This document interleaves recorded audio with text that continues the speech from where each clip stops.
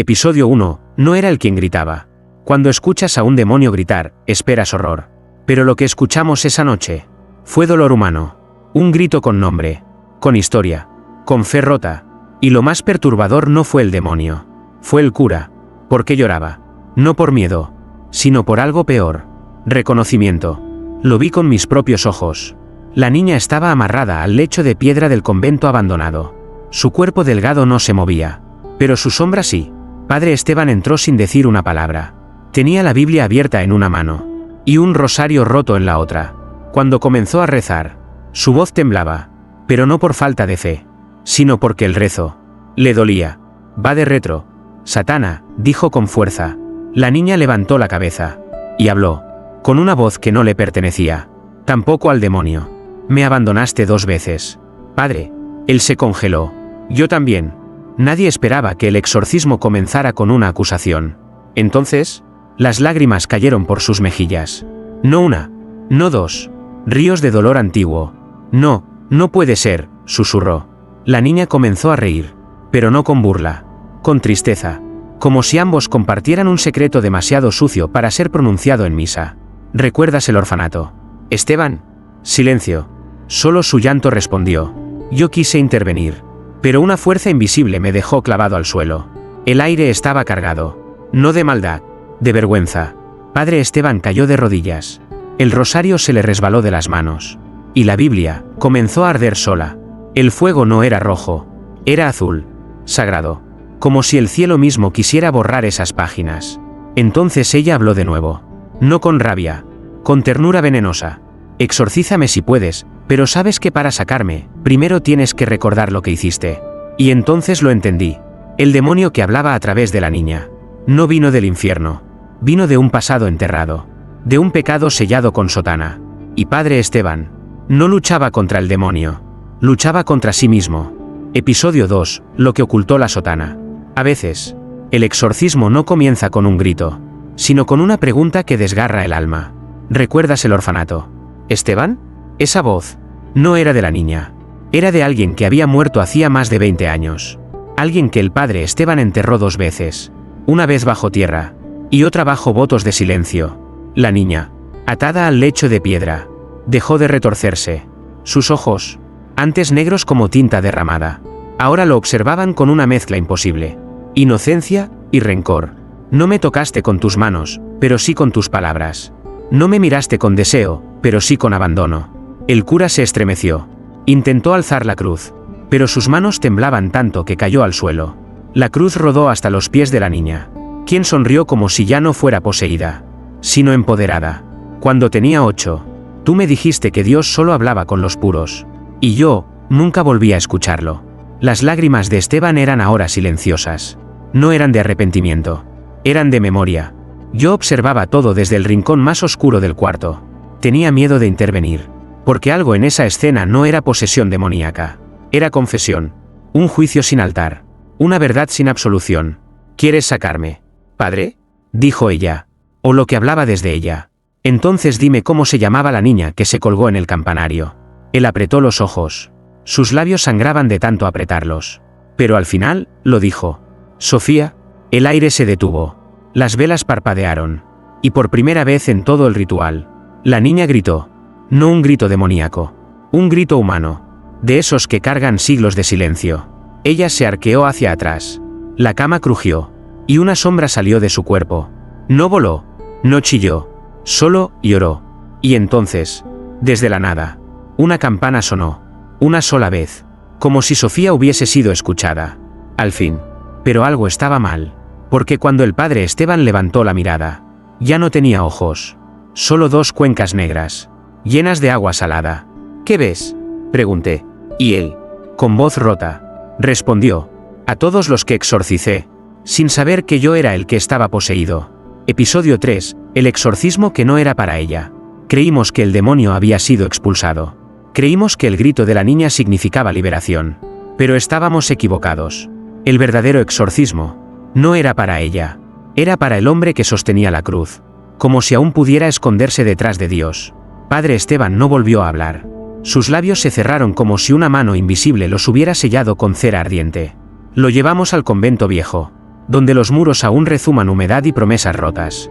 Lo acostamos en la misma cama donde yacía la niña, ahora vacía, pero no limpia, porque hay sombras que no necesitan cuerpo para quedarse. La habitación entera olía a cera negra y confesión postergada. Esteban no dormía, pero tampoco estaba despierto. Sus ojos, vacíos de pupilas, miraban hacia adentro. No fue él quien hizo daño con sus manos, dije en voz baja, pero lo hizo con su silencio. La hermana Clara, testigo muda del ritual, se acercó al oído del sacerdote, y por primera vez en años, le habló. Yo estaba allí cuando Sofía murió. Yo la vi escribir tu nombre en la pared, antes de saltar. Esteban derramó una lágrima. Solo una, pero fue suficiente para que el rosario colgado en la cabecera se quebrara en dos. ¿Lo viste?, susurró Clara. Yo asentí, pero no lo entendí hasta que fue demasiado tarde. Las cuentas del rosario rodaron por el suelo, y al tocar la piedra, se detuvieron todas a la vez, formando un círculo perfecto. En el centro, una palabra escrita en sangre seca. Negación. Entonces Esteban habló. No con su voz, con una voz que no era de este mundo. Una mezcla de eco de misa antigua y sollozo de niño. Yo no la toqué, pero dejé que otros lo hicieran. El suelo crujió. Las paredes del convento comenzaron a rezar solas. Sí, a rezar. Un cántico se alzó desde los ladrillos mismos, en latín distorsionado, como si las piedras hubieran oído lo que ningún sacerdote se atrevió a denunciar. Y en el rincón más oscuro, donde antes solo había sombra, ahora había una figura, pequeña, con un vestido blanco manchado de vino. Era Sofía, pero no como niña, ni como espectro, sino como la verdad encarnada. Nos miró a ambos, y dijo, con voz más viva que la vida, el demonio nunca estuvo en mí. Estuvo en la oración que callaste. Y en ese momento, lo comprendimos todos. El exorcismo no expulsa demonios, expone lo que los trajo. Episodio 4, el día que la iglesia no quiso abrir sus puertas. A la mañana siguiente, fuimos a buscar ayuda. Queríamos llevar al padre Esteban a la catedral, pero la iglesia no abrió. Las puertas, pesadas como lápidas, estaban cerradas desde dentro, y el campanario, que marcaba el rezo de cada hora, guardaba un silencio que hería. La hermana Clara fue la primera en tocar. Golpeó con fuerza, gritó, rezó, pero no hubo respuesta. Hasta que una voz, seca y masculina, se filtró por debajo de la madera. Aquí no entra el que carga el peso del altar antiguo. Nos miramos confundidos. ¿Qué altar? Clara retrocedió un paso. Sus labios temblaban. No se refieren al templo, se refieren a él. Y miró al padre Esteban. Él ya no era el mismo. Su rostro tenía grietas, como si las lágrimas lo hubieran desgastado desde dentro. Y sus manos tenían las uñas negras, no de suciedad, de revelación.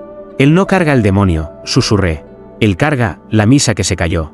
Decidimos llevarlo a la capilla vieja, la que se usaba solo en Semana Santa, porque allí, según cuentan, el Cristo crucificado fue tallado con madera de un árbol maldito. Al llegar, la puerta se abrió sola, y una brisa tibia nos acarició la nuca. No era bienvenida, era reconocimiento. Esteban se arrodilló sin que nadie se lo pidiera. La capilla tembló, y desde el altar cubierto de polvo, cayó un pequeño libro. No era una Biblia, era un diario, con el nombre de Sofía en la tapa. Lo abrimos con manos temblorosas, y lo primero que leímos fue: él no me miró cuando lloré, él no me oyó cuando recé, pero lloró cuando grité con la voz de un demonio. La página siguiente estaba empapada, pero no con tinta, con agua bendita, como si el diario llorara también. Clara lo abrazó. El padre Esteban no respondió, solo levantó la mirada hacia el crucifijo y dijo: no fue el demonio quien la tomó, fue el silencio de Dios, el que la dejó sola. Y al decir eso, el Cristo de madera bajó la cabeza. Sí, lo juro, bajó la cabeza, como si hasta él se avergonzara. Episodio 5, donde el perdón no alcanza.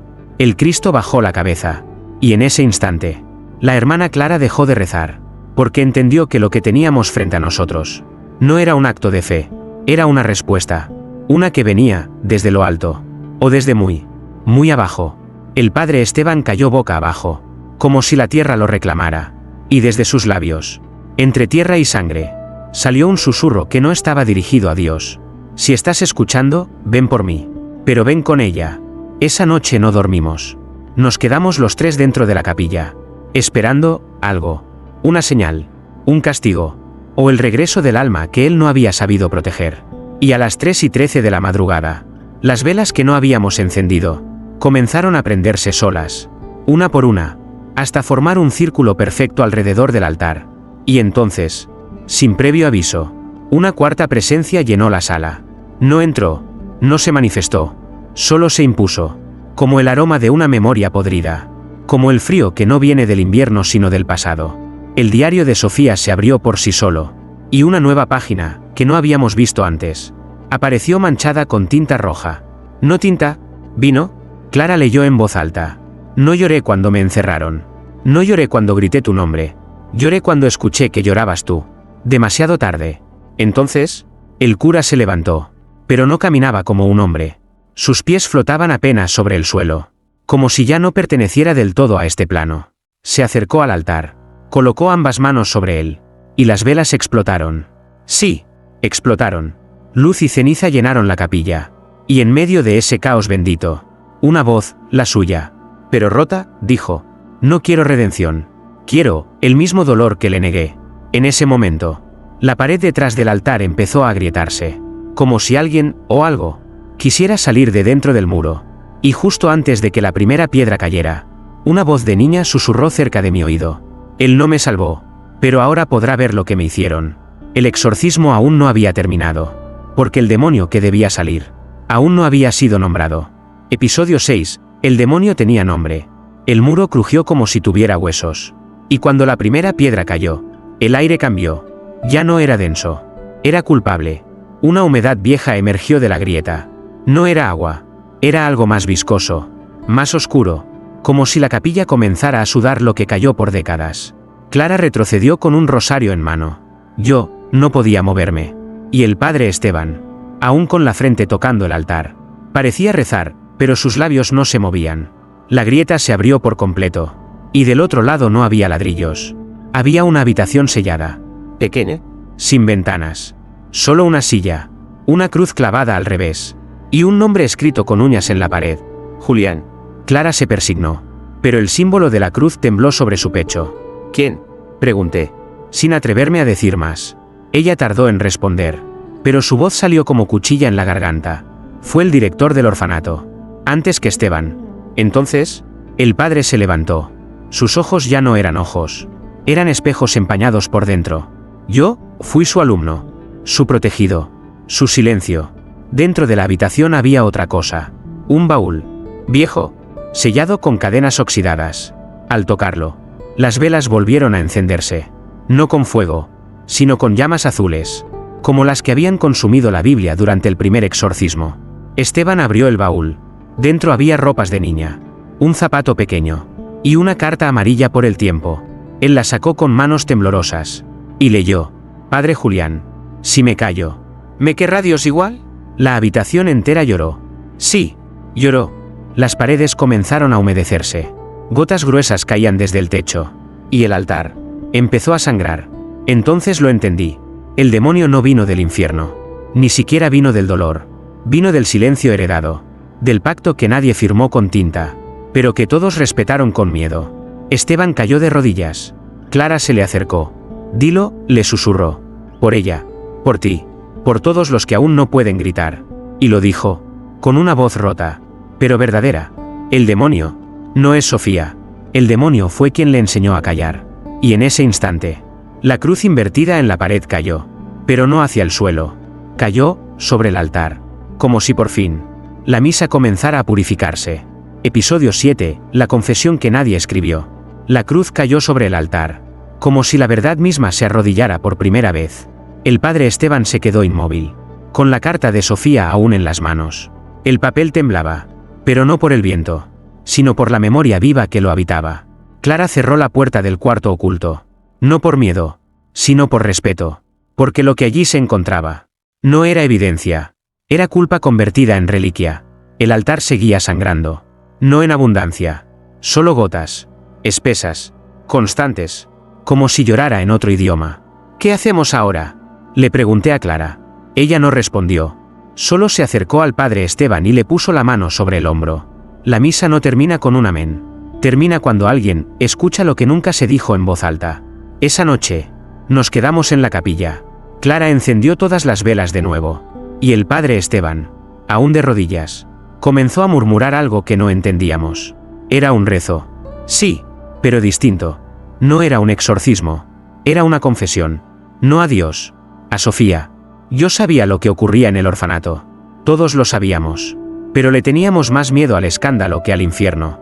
Y ese fue nuestro verdadero demonio. El aire se detuvo. Las llamas dejaron de moverse. Y la figura de Sofía apareció. No como espectro, sino como presencia. Estaba de pie junto al altar. Su vestido ya no estaba manchado.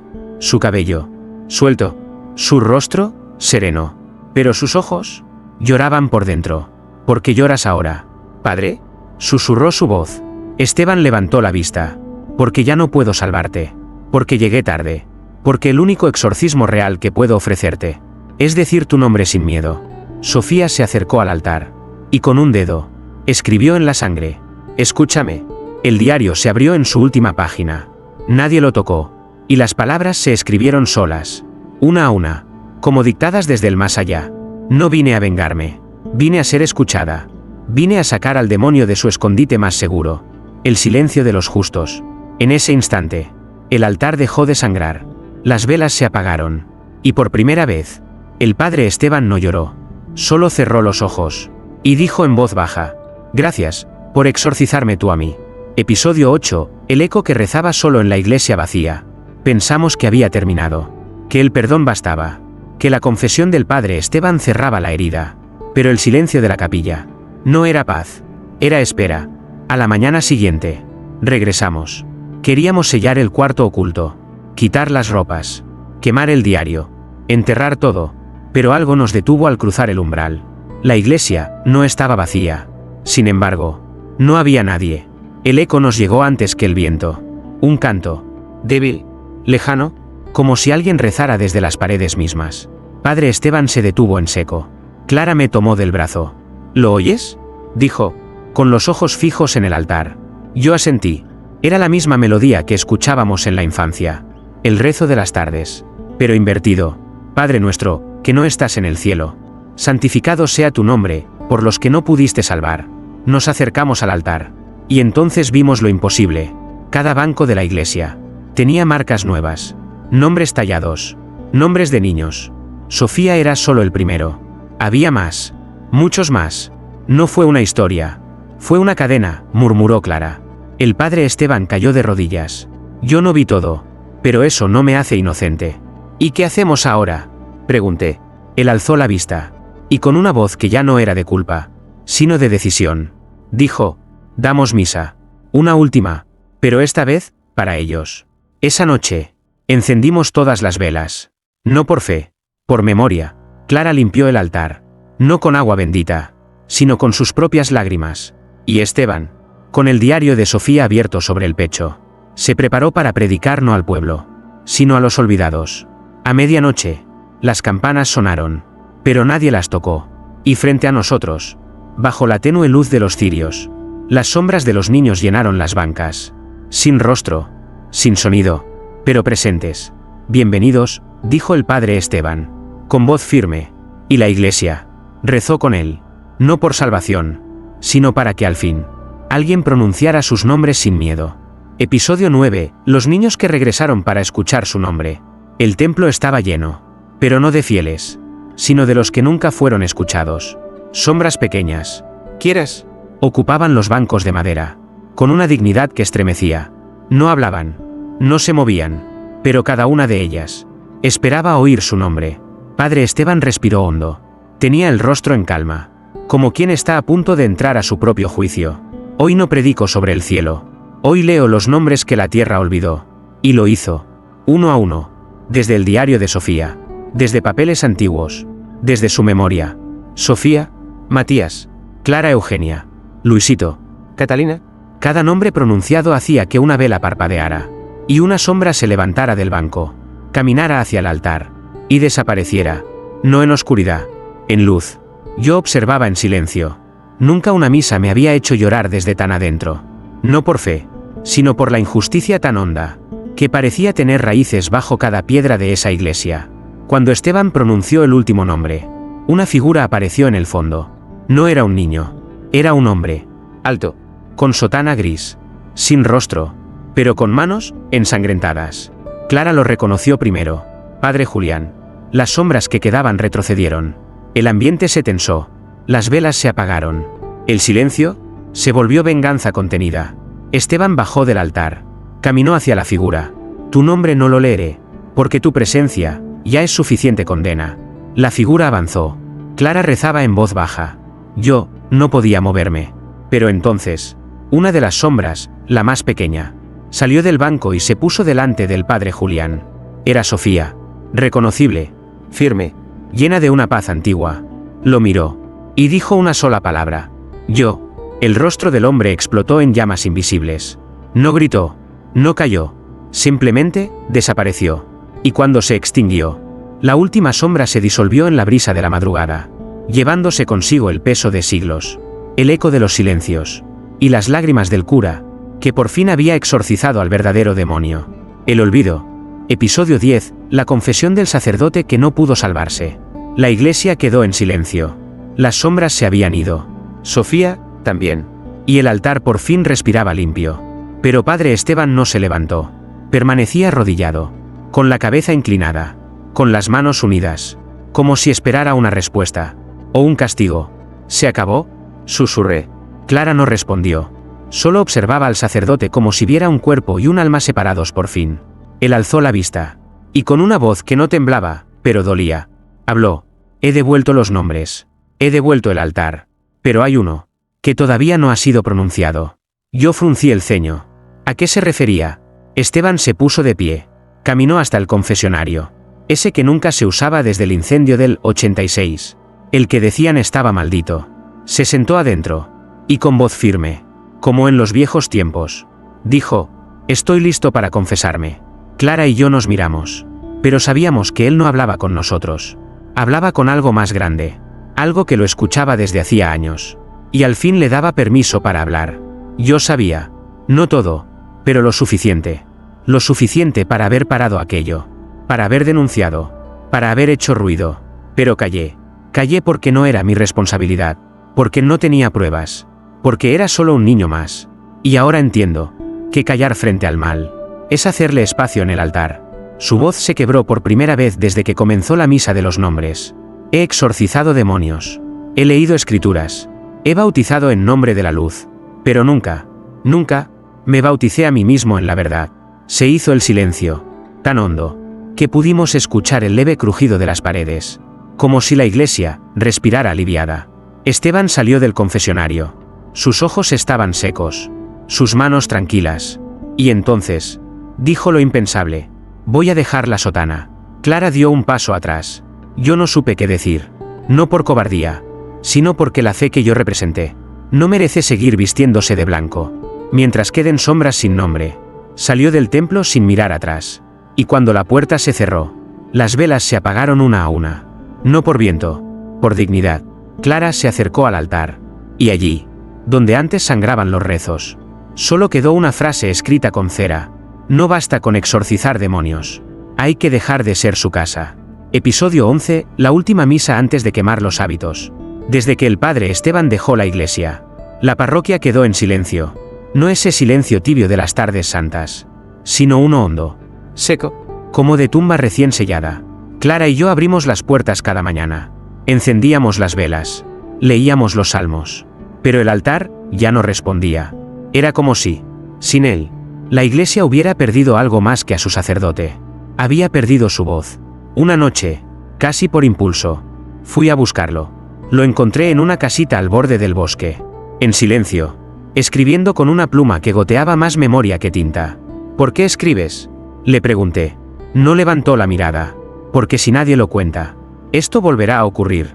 En otra parroquia, con otros niños, con otro cura que llore, demasiado tarde. Le hablé del altar, del silencio que ahora nos envolvía, de las velas que no querían encender, de la sensación de ausencia que no se curaba con incienso. La iglesia, me dijo, finalmente alzando los ojos, aún guarda un fuego, uno que no vino del infierno, sino de lo que quisimos esconder en su nombre. Regresó conmigo esa misma noche, sin sotana, sin Biblia, solo con el diario de Sofía en una mano, y una caja de fósforos en la otra. ¿Qué piensas hacer?, Le preguntó Clara al verlo. Celebrar la última misa. La que no está en los libros. La que no salva, pero limpia. Encendimos todas las velas una vez más. Colocamos el diario sobre el altar. Por primera vez, Esteban celebró sin vestidura. Sin poder. Solo como un hombre que, al fin, no quiere esconderse detrás de Dios. No vengo a predicar, ni a perdonar, solo a arder con lo que no supe sostener.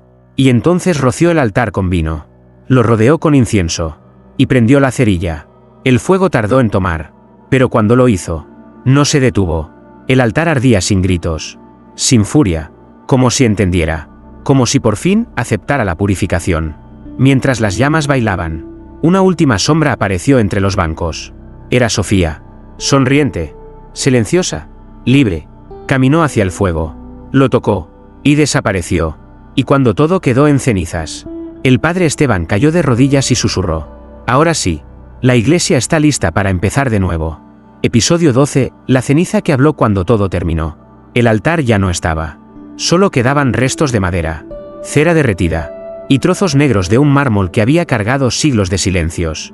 La iglesia entera olía a humo antiguo, pero no a destrucción, a purificación, a verdad sin escapatoria. Esteban no dijo nada más. Se quedó de rodillas hasta que la última llama se extinguió. El diario de Sofía se había consumido por completo. Y sin embargo, en medio de las cenizas, apareció algo que no esperábamos.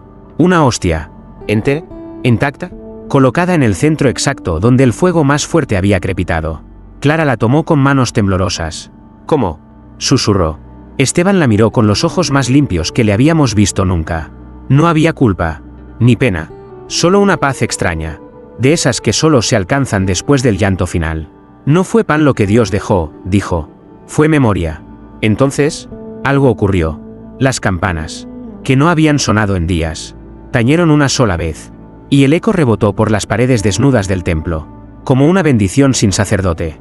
Los habitantes del pueblo comenzaron a llegar, uno a uno, sin que nadie los llamara, sin que se anunciara misa. Entraron en silencio, se sentaron en los bancos quemados, y miraron al frente. No había altar, no había imagen, solo ceniza, y la hostia. ¿Qué esperan?, pregunté. Clara respondió sin mirar. Una nueva misa. Pero esta vez, sin mentira. Esteban se levantó, y de entre sus ropas, sacó un pequeño papel que había escrito la noche anterior. Lo colocó en el atril. Era un nuevo credo. Un rezo que no hablaba del cielo, ni del pecado. Hablaba del valor de mirar al otro a los ojos, del coraje de no callar, y de la promesa de no permitir jamás que lo sagrado se convierta en refugio del miedo. Lo leyó entero, y cuando terminó, no hubo aplausos, solo lágrimas, de mujeres, de hombres, de jóvenes que nunca habían pisado una iglesia, pero que ahora se sentían llamados por algo más profundo que la fe, por la verdad. Esa noche, por primera vez en años, nadie exorcizó a nadie, nadie lloró de culpa, nadie se escondió detrás de símbolos. Solo nos miramos, y comprendimos lo más temido. No hacía falta un demonio. Ya habíamos sido iglesia, y también infierno. Episodio 13, donde terminó el exorcismo, y comenzó el alma. Pasaron 3 días desde que ardió el altar. 3 días sin misas. 3 días sin credos. 3 días donde el pueblo respiró por primera vez, sin el peso de un Dios al que ya no temían, sino que empezaban a entender. La iglesia fue clausurada, no por orden del obispado, sino por voluntad del pueblo. Las puertas quedaron abiertas, las bancas sin nombre, y el aire, lleno de esa presencia que solo deja lo honesto. El padre Esteban ya no usaba ese título. Ahora solo era Esteban, un hombre con manos desgastadas, y una mirada que parecía haber sobrevivido al juicio de los cielos, y también al de los hombres. Clara se quedó cuidando la entrada del templo vacío, no como guardiana, sino como testigo. Ella decía que, a veces, cuando el viento entraba fuerte, las velas se encendían solas, y una sombra pequeña se paseaba entre los bancos. Sin miedo, sin gritos, solo presencia. Una tarde, Esteban regresó, cruzó el umbral descalzo. En silencio, llevaba en las manos una pequeña caja de madera. Al abrirla, vimos lo que quedaba del antiguo rosario, que se rompió durante el primer exorcismo. Lo traigo, no para rezar, sino para dejarlo. Lo colocó donde alguna vez estuvo el altar, y con la voz más serena que jamás le habíamos escuchado, dijo: «Este no es un templo para expulsar demonios. Es un hogar para que ya no tengan donde esconderse. Ese día, nadie lloró, ni siquiera él, porque el llanto no hacía falta. Ya todo había sido dicho, todo había sido sentido, todo había sido exorcizado. Mientras el sol se ponía, Clara me susurró algo al oído. ¿Sabes por qué él lloraba durante los exorcismos? ¿Por culpa? Ella negó con la cabeza. No, porque cada vez que sacaba un demonio, veía lo que él mismo ayudó a sembrar. Y al final, comprendimos. El exorcismo más difícil no es el del cuerpo, ni el del alma. Es el de la institución, el de la costumbre, el de las verdades que se maquillan de santidad. Aquella noche, por primera vez, el templo vacío, no se sintió solo libre.